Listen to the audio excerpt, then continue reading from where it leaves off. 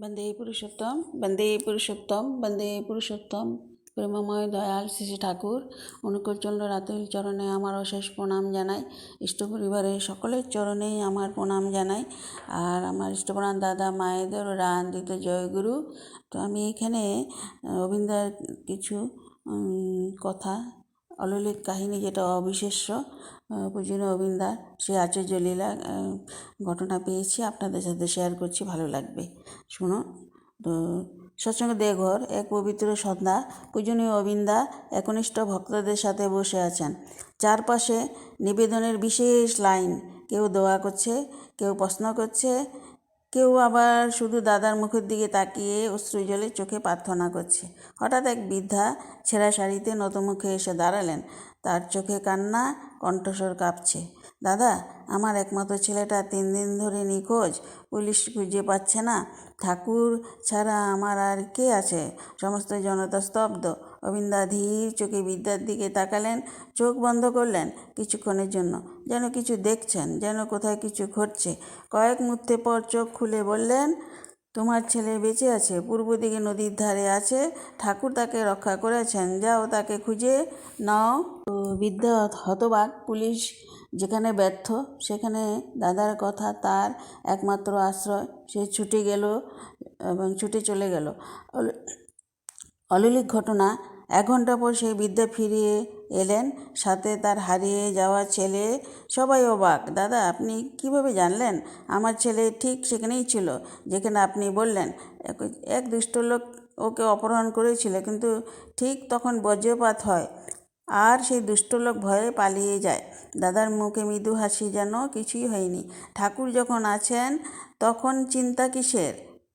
তো আরও একটা অলৌকিক শক্তির প্রকাশের বলছি। ঠিক তখনই একটি লোক চিৎকার করে ছুটে এলো, দাদা, আমার মেয়েটা মরতে বসেছে, জল ঢাকা নদীতে পড়ে গেছে। অবিন্দা শান্ত গলায় বললেন, যাও নদীর ধারে দাঁড়িয়ে বলো, অবিন্দা আছেন, ভয় নাই, ঠাকুরের ইচ্ছায় সব ঠিক হয়ে যাবে। লোকটি বিশ্বাস করলো না প্রথমে, কিন্তু ভক্তরা সবাই বলল, দাদার বাক্য সত্য হয়, যাও। লোকটি ছুটে গেল নদীর ধারে, আর যা ঘটলো তা অবিশ্বাস্য। প্রচণ্ড স্রোতের মধ্যে একটি অদৃশ্য শক্তি মেয়েটিকে ভাসিয়ে তুলল। কেউ দেখল না কে তাকে ঠেলে উপরে তুলল, কিন্তু নদীর ধারে দাঁড়িয়ে থাকা এক বৃদ্ধা কাঁপতে কাঁপতে বললেন, আমি দেখেছি, যেন এক অদৃশ্য হাত মেয়েটিকে তুলে দিল। জেলেরা দৌড়ে গিয়ে মেয়েটিকে টেনে তুলল। একটু আঁচড় লাগেনি। সবার সামনে দাদার আসল রূপের আভাস।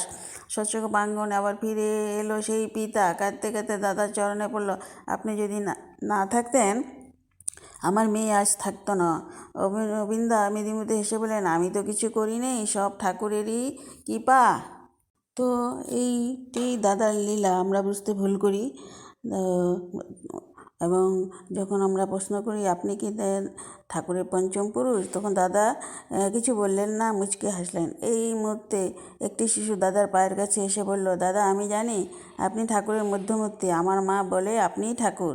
দাদা এবার গভীর দৃষ্টিতে শিশুদের দিকে তাকালেন, ধীরে ধীরে বললেন, আমি কিছু নই, ঠাকুরই সব। কিন্তু আমি জানি আমার মধ্যে ঠাকুর আছেন, তিনি আমার মধ্যে, আমি তার মধ্যে। তুমি একদিন বুঝবে। তারপর ঠিক মুহূর্তে আকাশে এক আশ্চর্য ঘটনা ঘটলো। এক বিশাল নীলাভ আলো চকচক করতে লাগলো এবং সেই আকাশের দিকে লক্ষ্য করছে। দাদার মধ্যেও কিছু আছে, তা সাধারণ নয়। ভক্তরা স্তব্ধ হয়ে গেল। কেউ শিউরে উঠল, কেঁদেও ফেললো। দাদা ধীরে ধীরে উঠে দাঁড়ালেন, চারপাশে বললেন, ঠাকুর আছেন, ভয় কিসে?